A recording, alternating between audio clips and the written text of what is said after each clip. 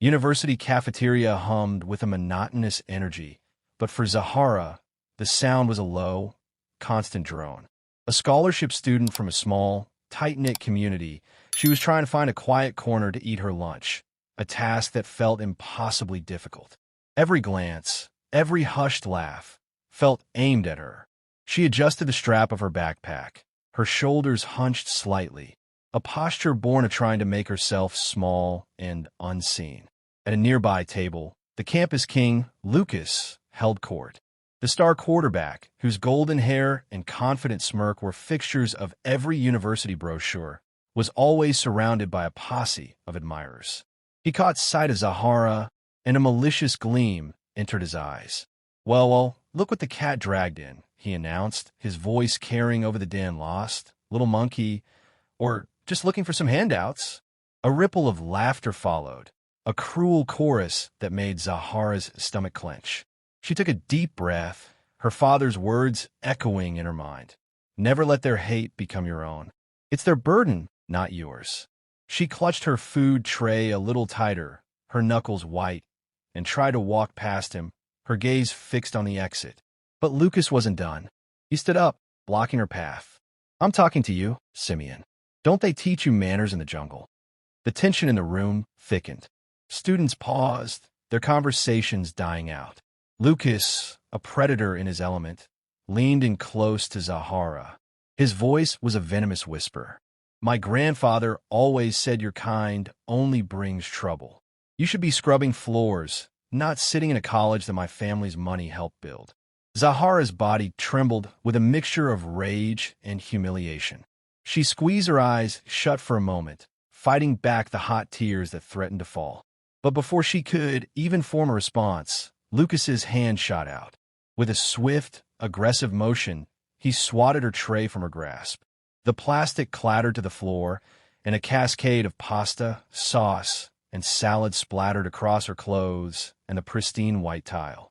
The laughter that followed was a tidal wave, drowning out the last shreds of her dignity. That's where you belong, animal. In the dirt, Lucas roared, pointing at her. The sound of his friends' mocking cheers was a physical assault. Zahara, her face burning, turned and fled. She didn't stop until she was inside a locked bathroom stall, where she collapsed to the floor, the sob she had been holding back for so long finally breaking free. The pasta sauce staining her shirt felt like a brand, a permanent mark of her shame. That night, alone in her dorm room, Zahara looked at her reflection. Her tear-streaked face was a portrait of defeat. But as she stared, something shifted. The shame and sadness began to curdle into a cold, hard anger. She remembered her father's other lessons, the ones he taught her on the worn mats of their small garage dojo back home. He had taught her not only to be resilient, but to be strong in the dead of night. She crept down to the building's basement, a forgotten space where she had set up a small training area. She wrapped the worn fabric of her old GI around her waist and laced up her gloves. Her first punches were wild, fueled by blind fury. But with each strike against the heavy bag, the rage began to focus, to sharpen. She wasn't just hitting a punching bag. She was hitting back at every insult, every mocking glance, every act of cruelty. The blows became more precise, the kicks more powerful. She trained until her body ached, until her muscles screamed in protest, until the anger was no longer a fire consuming her, but a disciplined, controlled heat within. The next morning, the air in the main hall was electric with anticipation. Word had spread, thanks to Lucas's texts, that a rematch was scheduled. Zahara, seeing the messages on a friend's phone, knew what was coming. She walked into the hallway, not with her head bowed, but with her shoulders back, her gaze steady. She wasn't wearing her usual oversized hoodie. Instead, she was dressed in a simple, fitted sweater that allowed no place to hide. Lucas, surrounded by a crowd of onlookers holding their phones aloft, grinned a predatory smile. "Look who's back for more," he sneered. "Thought you'd run all the way back to your mud hut." The insults were like tiny darts, but they no longer pierced her skin. Zahara kept walking, her pace unwavering. This infuriated Lucas more than anything. He stepped in front of her, forcing her to stop. "I'm talking to you. "Don't you dare ignore me, you coward," he bellowed, his voice echoing in the sudden silence of the hall. The crowd watched with bated breath, some students nervous, others morbidly curious. They expected tears, a cowering apology, another humiliating scene. But they saw neither. Zahara's hands were no longer in her pockets. They were at her sides, loose and ready. "What's wrong, little girl? Afraid to talk? Or do you need me to give you a refresher course on how things work around here?" Lucas taunted, shoving her with his shoulder. This time, Zahara didn't move. She stood her ground, a pillar of unyielding strength. She looked up at him, and in her eyes was a chilling, quiet confidence that made him hesitate for a fraction of a second. This small moment of uncertainty was his undoing. Lucas, feeling the pressure of the crowd's eyes on him, shoved her again, harder. "Do something. Fight back, you coward." And then Zahara moved. The change was instant, breathtaking. Her body, once held so rigidly, flowed with an astonishing grace and power. As Lucas's hands made contact, she pivoted on the ball of her foot, a blur of motion.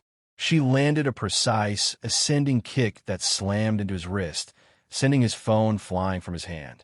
It hit the wall with a sickening crack, the screen shattering into a spiderweb of broken glass that a collective gasp went through the crowd. Lucas, stunned, stumbled back. He looked at his broken phone, then at Zahara, his face a mask of confusion and disbelief.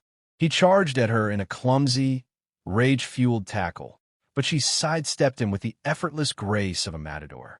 With a simple push to his back, she sent him sprawling into a metal table. He scrambled to his feet, a look of pure fury on his face, but Zahara was already on him. With a technique so smooth it looked like a dance, she seized his arm, turned, and with a swift, brutal elegance, pinned him face down on the floor. His arm was twisted behind his back, held in a lock that left him helpless. "Let go of me! You animal!" he shrieked, his voice cracking with fear and humiliation. Zahara knelt on his back, her voice a calm, dangerous whisper that cut through the silence.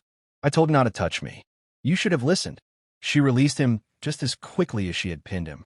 She stood up, a silhouette of quiet power, and looked down at the boy who had tried to break her. "I don't need to be like you to prove who I am," she said, her voice clear for the whole hallway to hear. She turned and walked away, the crowd parting before her like the Red Sea. Brad was left on the floor, his face red with shame, his reputation in tatters. The videos of the incident went viral within hours. The narrative, however, was twisted online. Anonymous comments and posts decried Zahara as a violent thug, a monster who had assaulted a white student. The university, under pressure, was forced to act.